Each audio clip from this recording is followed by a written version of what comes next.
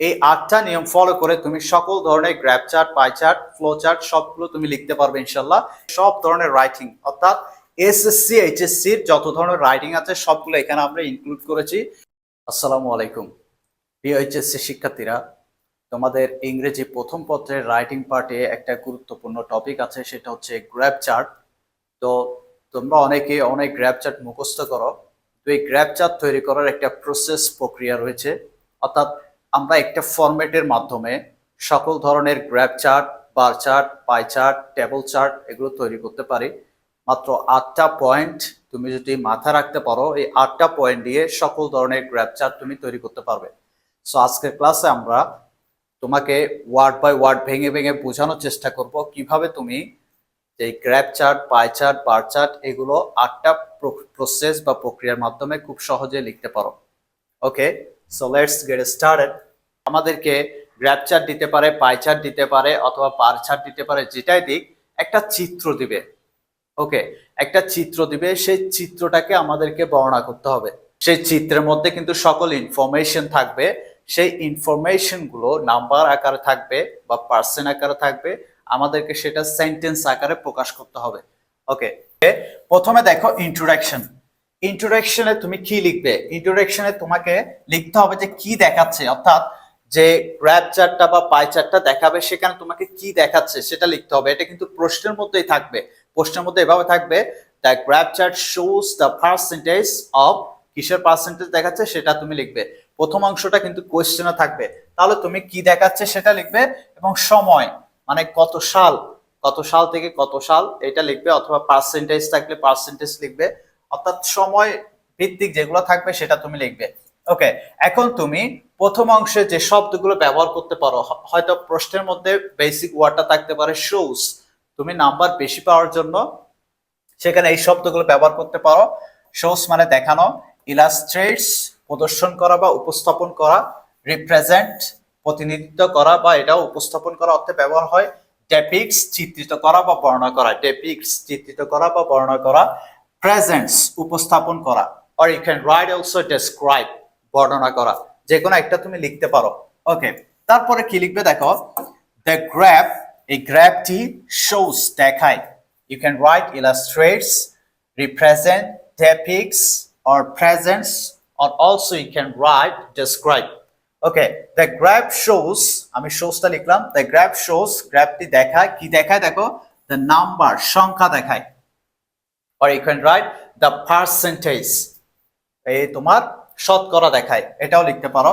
যেটা দেখাচ্ছে সেটা তুমি লিখবে, the নাম্বার সংখ্যা দেখায় কিসের, of internet users, ইন্টারনেট ব্যবহারকারীর সংখ্যা দেখায়, ফ্রম থেকে 2015 টু 2019, 2015 থেকে 2019 সাল পর্যন্ত সংখ্যা দেখায়, কিসের সংখ্যা দেখায়, ইন্টারনেট ব্যবহারকারীর সংখ্যা দেখায়। দেখো এই ফরম্যাটে তুমি আরো লিখতে পারো, ধরো কোনো গার্মেন্টস ইন্ডাস্ট্রির মধ্যে যদি কোনো প্রোডাকশন থাকে, কোনো প্রোডাক্টের প্রোডাকশন নিয়ে থাকে, তখন তুমি কি লিখতে পারো দেখো, দ্য চার্ট ইলাস্ট্রেটস প্রদর্শন করে, উপস্থাপন করে, দ্য প্রোডাকশন উৎপাদন, এটা যে কোনো ফ্যাক্টরি হতে পারে, ফুড প্রোডাকশন হতে পারে, ক্লোথস প্রোডাকশন হতে পারে, যে কোনো কিছু তুমি কিন্তু এটা দিয়ে লিখতে পারবে। সো প্রোডাকশন অফ গার্মেন্টস, পোশাকের উৎপাদন দেখায়, ফ্রম থেকে 2016 টু 2020, যে নাম্বার থাকবে, যে সংখ্যা থাকবে, অথবা যে সাল তোমাকে দিয়ে দিবে চিত্রে, সেই সালটা তুমি মেনশন করবে। ওকে, তারপর তুমি লিখতে পারো যে পিপলস লেজার টাইম নিয়ে অনেক সময় আমাদের গ্রাফ চার্ট আসে। দেখো, দ্য গ্রাফ রিপ্রেজেন্ট উপস্থাপন করে, পিপলস মানুষের লেজার অ্যাক্টিভিটিস মানে অবসর কর্মকাণ্ড, অবসরে তারা কি করে, ইন 2022 2022 সালে, অর্থাৎ চিত্র অনুযায়ী তুমি বিষয়টা বর্ণনা করবে, যে সাল পর্যন্ত মেনশন করবে সেই সালগুলো তুমি সেখানে উল্লেখ করবে। ওকে, তাহলে প্রথম অংশে আমরা কি লিখবো, আমরা ইন্ট্রোডাকশন লিখবো। তুমি এখানে বাড়তিও লিখতে পারো, সমস্যা নাই, বাট মূল কি সেন্টেন্স যেটা সেটা তোমাকে লিখতে হবে। তুমি এই কি সেন্টেন্সটা দিয়ে যে কোনো গ্রাফ চার্ট, পাই চার্ট বা বার চার্ট তুমি লিখতে পারবে। 2 নম্বরে আসো। 2 নম্বর হচ্ছে ওভারঅল ট্রেন্ড, সার্বিক অবস্থা বা সার্বিক প্রবণতা বা সার্বিক মনোভাবটা কি, অর্থাৎ পুরো গ্রাফ চার্টের একটা ওভারঅল বিষয় তোমাকে একটা সেন্টেন্স আকারে সেটা বর্ণনা করতে হবে। তো দেখো সেখানে তুমি কি কি শব্দ ইউজ করতে পারো, ওভারঅল সার্বিকভাবে, ইন জেনারেল সাধারণভাবে, ইনক্রিজ বৃদ্ধি থাকলে বৃদ্ধি লিখবে, ডিক্রিজ হ্রাস থাকলে বা কমে যাওয়া থাকলে কমে যাওয়া লিখবে, ফ্লাকচুয়েট দ্যাট মিনস ওঠানামা করা, অর্থাৎ গ্রাফ চার্টটা যদি এভাবে তারপর একটু বৃদ্ধি পেলো আবার কমলো আবার বাড়লো, এই সিচুয়েশনটাকে বলা হয় ফ্লাকচুয়েট মানে উঠানামা করা। ওকে, এরপর দেখো আপওয়ার্ড ট্রেন্ড, এই শব্দগুলো খুব অ্যাডভান্স এবং powerful. Upward trend that means ঊর্ধ্বমুখী প্রবণতা, ঊর্ধ্বমুখী প্রবণতা। তারপরে ডাউনওয়ার্ড ট্রেন্ড দ্যাট মিনস নিম্নমুখী প্রবণতা, মানে এটা বাড়ছে বা কমছে সেটা বোঝাচ্ছে এই শব্দগুলো দিয়ে। তারপর হচ্ছে স্টেবল, স্থিতিশীল, অর্থাৎ এটা বাড়েও নয় কমে নয়, সেম ছিল 2015 সালে যেটা ছিল 2016 সালেও সেটা, বাড়েও নয় কমে নয়, যেটা স্থির থাকলে সেটাকে বলবো স্টেবল সিচুয়েশন। ওকে, স্থিতিশীল। এখন আমরা একটা এক্সাম্পল দেখি। ওভারঅল সার্বিকভাবে দেয়ার ইজ আছে বা রয়েছে আ সিগনিফিকেন্ট ইনক্রিজ, একটা গুরুত্বপূর্ণ বৃদ্ধি রয়েছে। সার্বিকভাবে তুমি পুরো গ্রাফ চার্টটা দেখতেছো যে একটা বৃদ্ধি রয়েছে, মানে গ্র্যাজুয়ালি এটা ইনক্রিজ হচ্ছে। ইনক্রিজ বৃদ্ধি ইন দ্য নাম্বার সংখ্যা অফ ইউজার্স, মানে ব্যবহারকারীর সংখ্যা বৃদ্ধি পাচ্ছে, ইন্টারনেট ব্যবহারকারীর সংখ্যা এই গ্রাফ চার্টের মাধ্যমে আমরা ওভারঅল যেটা দেখলাম সেটা হচ্ছে বৃদ্ধি পাচ্ছে। ওকে, তারপরে এটা দিয়ে তুমি আরেকটা করতে পারো, ইন জেনারেল সাধারণভাবে, প্রোডাকশন দেখায় অ্যান আপওয়ার্ড ট্রেন্ড, ঊর্ধ্বমুখী প্রবণতা দেখায়, অর্থাৎ তোমার যে উৎপাদন হচ্ছে সেটা বৃদ্ধি পাচ্ছে, আপওয়ার্ড ট্রেন্ড দেখাচ্ছে, তুমি সেটাও লিখতে পারো। ওকে, এরপর যদি লেজার নিয়ে থাকে, ওভারঅল সার্বিকভাবে লেজার অ্যাক্টিভিটিস কর্মকাণ্ড অবসর কাজকর্ম রিমেইন স্টেবল, এটা স্থির রয়েছে, অর্থাৎ আমি আমার মতো করে লিখলাম শব্দগুলো ব্যবহার করার জন্য, তুমি এখান থেকে যে কোনো শব্দ লিখতে পারো। ওকে, আশা করি বুঝতে পারছো। এবার নাম্বার 3 দেখো, স্টার্টিং পয়েন্ট। এখন আমরা ডাটা শুরু করব, অর্থাৎ ইনফরমেশন গুলো স্টেপ বাই স্টেপ তুমি সেখানে রিপ্রেজেন্ট করবে। ওকে, স্টার্টিং পয়েন্টে লিখবো আমরা ওয়াজ ছিল, এই শব্দটা আমরা ব্যবহার করব। স্টুডেন্ট, এটার অর্থ ছিল বা দাঁড়িয়েছিল, মানে এটার পার্সেন্টেজ দাঁড়িয়েছিল বা সংখ্যা দাঁড়িয়েছিল, এটার অর্থ স্টুড অ্যাট। তারপর দেখো বিগেন অ্যাট, শুরু হয়েছিল। ইনিশিয়ালি মানে শুরুর দিকে, ইনিশিয়ালি মানে কি শুরুর দিকে।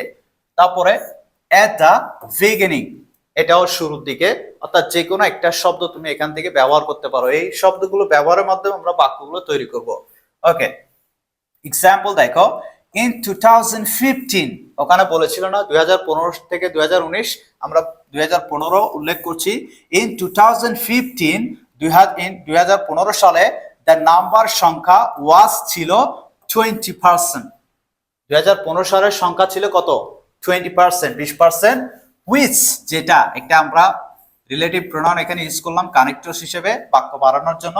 হুইচ ওয়াজ দ্য লোয়েস্ট, যেটা ছিল সর্বনিম্ন, অথবা হাইয়েস্ট থাকলে হুইচ ওয়াজ দ্য হাইয়েস্ট। তারপর দেখো তাহলে কি বললো, এটা in 2015 the number was 20%, which was the lowest, যেটা ছিল সর্বনিম্ন। তারপরে দেখো এখানে আমরা আরেকটা ইউজ করতে পারি, ইন 2016 প্রোডাকশন স্টুডেন্ট, প্রোডাকশন স্থির ছিল বা প্রোডাকশন দাঁড়িয়েছিল, প্রোডাকশন স্থির ছিল বা প্রোডাকশন দাঁড়িয়েছিল 50,000 ইউনিটসে, মানে 50,000 ইউনিটে উৎপাদন দাঁড়িয়েছিল। ওকে, 2000 কত সালে 16 সালে, এটা আমরা লিখলাম। তারপরে তোমার লেজারটা কি লিখবে দেখো, ইনিশিয়ালি শুরুর দিকে, অনলি 10% অফ পিপল, 10% মানুষ, ওয়াচ দেখতো টিভি দেখতো, এটা তোমার সেখানের ইনফরমেশন অনুযায়ী বা চিত্র অনুযায়ী তুমি সেটা লিখবে। ওকে, এবার নাম্বার 4 দেখো, গ্রাজুয়াল চেঞ্জ, অর্থাৎ ক্রমান্বয়ে যেটা পরিবর্তন হচ্ছে সেই বিষয়টা তুমি এখানে উল্লেখ করবে। গ্রাজুয়াল চেঞ্জে তুমি এখানে যে শব্দগুলো ইউজ করবে, গ্রাজুয়ালি ক্রমান্বয়ে বা ধীরে ধীরে, স্টিডিলি নিয়মিতভাবে বা স্থিরভাবে, স্লোলি ধীরে ধীরে, ইনক্রিজড বৃদ্ধি পেয়েছিল, অথবা রোস্ট বেড়েছিল, গ্রিউ বৃদ্ধি পেয়েছিল। ওকে, এই শব্দগুলো আমরা ইউজ করবো এখানে। দেখো দেন তারপর, ইট গ্রাজুয়ালি, এটা ক্রমান্বয়ে বা আস্তে আস্তে ধীরে ধীরে বা স্লোলিও লিখতে পারি, ইনক্রিজড বৃদ্ধি পেয়েছিল টু 30% ইন 2017, মানে 2017 সালে এটা 30% কি পেয়েছিল, বৃদ্ধি পেয়েছিল। আশা করি বুঝতে পেরেছো। তারপর এখানেও তুমি লিখতে পারো এই সেমটা দিয়ে, প্রোডাকশন স্টিডিলি মানে স্থিরভাবে রোজ বৃদ্ধি পেয়েছিল টু 70,000 ইউনিটস, মানে 70,000 ইউনিটে এটা কি পেয়েছিল, বৃদ্ধি পেয়েছিল। অর্থাৎ যে সংখ্যাটা থাকবে তুমি সেই সংখ্যাটা জাস্ট বসিয়ে দিবে। ওকে, এখান থেকে তুমি গ্র্যাজুয়ালি, স্টিডিলি, তারপরে তোমার স্লোলি এই শব্দগুলো ব্যবহার করে লিখতে পারবে। তারপরে এখানে দেখো, এখানে লিখেছে যে reading slowly increased over time, মানে সময়ের সাথে সাথে রিডিং পড়ার অভ্যাসটা মানুষের বেড়েছিল। তো বলছে reading slowly increased over time, মানে রিডিং পড়াটা একটু আস্তে আস্তে বৃদ্ধি পেয়েছিল। মানে আমরা অবসর সময় বই পড়ি, সেটা একটু আস্তে আস্তে স্লোলি বৃদ্ধি পেয়েছিল, এটা বোঝাচ্ছে। তুমি লিখতে পারো আরো কিছু অ্যাড করতে পারো সেন্টেন্স এখানে। ওকে, নাম্বার 5 এ দেখো সাডেন চেঞ্জ অথবা ফ্লাকচুয়েশন, হঠাৎ পরিবর্তন অথবা ফ্লাকচুয়েশন মানে উঠানামা। হঠাৎ পরিবর্তন অথবা উঠানামা এই দুইটা বিষয় তুমি উল্লেখ করবে এখানে। দেখো সাডেনলি হঠাৎ করে, শার্পলি তীব্রভাবে, র্যাপিডলি দ্রুত, স্লাইটলি সামান্য, ফেল কমেছে, ড্রপড নেমেছে, ড্রপ নামা। আর ফ্লাকচুয়েট দ্যাট মিন্স ফ্লাকচুয়েট উঠানামা করেছে। ওকে, আমরা এখানে ড্রপও বলতে পারি, ড্রপড হঠাৎ করে নেমে গেছে বা পড়ে গেছে। ওকে, আমরা উদাহরণটা দেখি। হাউএভার যাই হোক, ইন 2018 সালে ইট স্লাইটলি ডিক্রিজড, এটা সামান্যভাবে কমে গিয়েছে টু 28%।